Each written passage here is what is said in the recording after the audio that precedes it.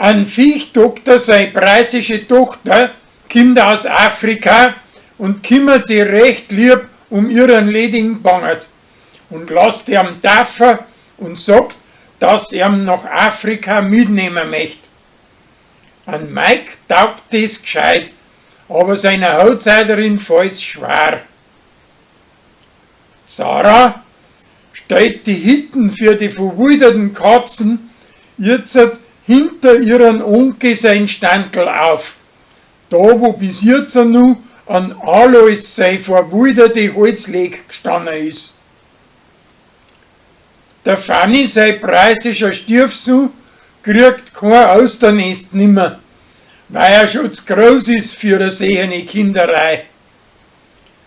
Das weiß er aber nicht und sucht das ganze Haus durch und findet schließlich einen Gutschein, dass er sich einen Tag lang von ihrer bedienen lassen darf.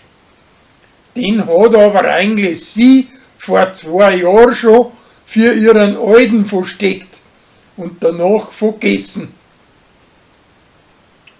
Kathi lässt beim Osterfestel im Wirtshaus fürs Gmeirblau ein paar spaßige Bilder von den Leuten anfotografieren.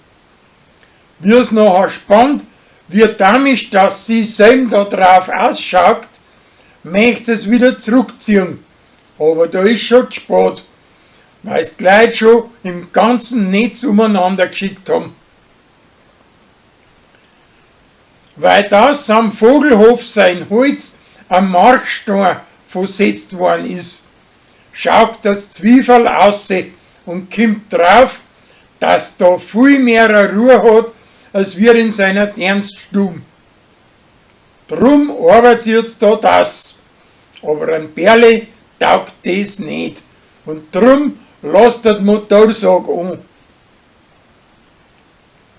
Der Hubert und das Berle behaupten beim Kegelscheim, dass die Männer nicht so liegen als wird Weiber.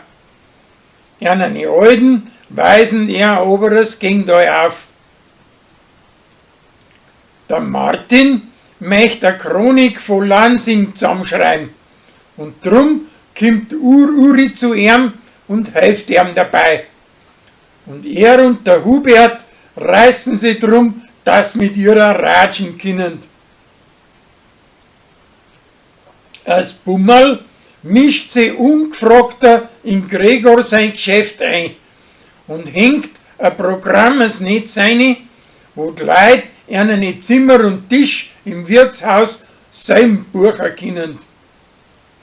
Ein Gregor taugt das aber nicht und drum muss es wieder raus tun. Danach kommt das Bummel dahinter, dass in der Uri seiner Kamera Schimme an die Wand ist.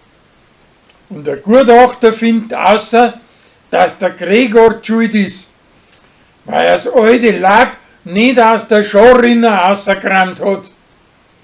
Über den werden nachher die 2 Brüder miteinander streitet.